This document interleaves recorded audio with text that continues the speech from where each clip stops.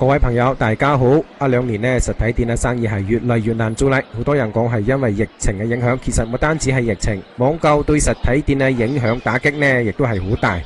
而家我喺呢個位置就係廣西南寧市共和路跟朝陽花園嘅交匯處，亦就係第7人民醫院旁邊。我哋睇見好多旁邊啲店面係做手機維修啊、飲食啊，都閂門啊，冇開門。而家右手邊睇到嘅呢，就係南寧市第7人民醫院大門口。而家係下晝4點半左右，我哋睇見出入嘅人亦都好少。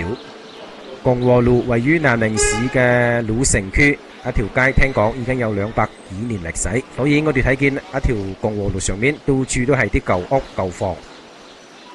一幅牆呢係第7人民醫院嘅外牆，繼續往前呢，就係南寧市比較有名嘅粉店共一老友麵。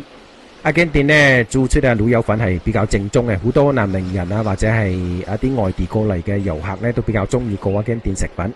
因為而家係下午，所以呢睇見冇有咩人。其實早上呢係好熱鬧嘅。招牌上面寫有雍城老字號。如果邊個想過嚟食正宗嘅老友麵、老友粉，共一無疑係最佳嘅選擇。我哋繼續往前走，睇見那邊有一隻路口，就係共和路跟北寧街嘅交叉路口。黃色嘅啲騎樓呢，就係幾十年從來都未變過嘅。90年代中後期，我哋學生嗰陣時呢，就日日騎單車都經過共和路，以前就好熱鬧嘅，而家呢就冷清好多啦。而家我哋行入北寧街，右手邊一間理髮店，聽講已經開嚟40-50年啦。然後我哋睇見好多啲招牌，大多數呢都係做飲食嘅。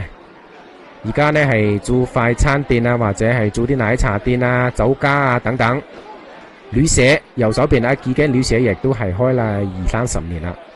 聽有啲南寧嘅老街坊講，70-80年代嗰陣時呢，北寧街兩邊仲有好多鳳凰花，鳳凰花一開呢就好靚，整條街都係紅色嘅。不過呢，我從懂事開始，從來都未見過北寧街有鳳凰花。北寧街呢就比較窄，大概係4米左右闊。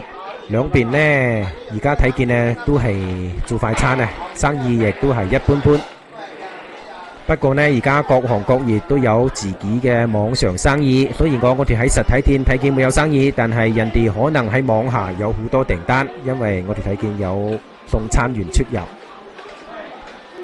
幾十年前，北寧街係南寧市嘅主要街道。以前只要有咩大型嘅活動，北寧街肯定有份。不過呢，而家因為城區已經擴大啦，北寧街好多啲老屋舊屋都冇拆到，就顯得比較破舊落後。而家好多人過嚟北寧街，只不過係想睇下啲咁嘅舊屋，懷念一下過去嘅情懷。左手邊一間店寫住特色鐵鍋飯，8至15蚊。一條街睇過去，大多數都係快餐店，亦都有服裝店，不過就好少。因為北寧街位於南寧市區中心嘅步行街同埋朝陽花園，兩隻地方都係比較熱鬧啊。為咧迎合部分食客嘅需求，所以好多快餐店就選擇喺一邊開店。相比隔離高消費嘅朝陽商圈，如果想食一次飯，一個人都要花費幾十蚊。但係北寧街10幾蚊銀嘅快餐都可以有3肉1素，所以如果係我就選擇喺北寧街食飯。而家各位睇到嘅一隻隻細細嘅攤面，就係北寧街跟朝陽路交叉嘅夜市檔。一啲夜市檔口呢，主要係經營燒烤，比如講臭豆腐、雞髀、雞翼、鴨頸，仲有水果。好啊！而家我哋睇到嘅一隻位置就係朝陽路跟北寧街嘅丁字路口。我哋睇見對面一隻紅色廣告牌呢，就係南寧市百貨大樓。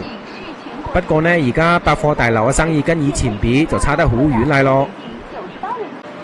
朝陽路呢，亦都係南寧市區比較熱鬧嘅一條街，佢連接賴火車站跟民族大道。朝陽商圈就係指朝陽路旁邊呢幾條路組成嘅一個大嘅商圈。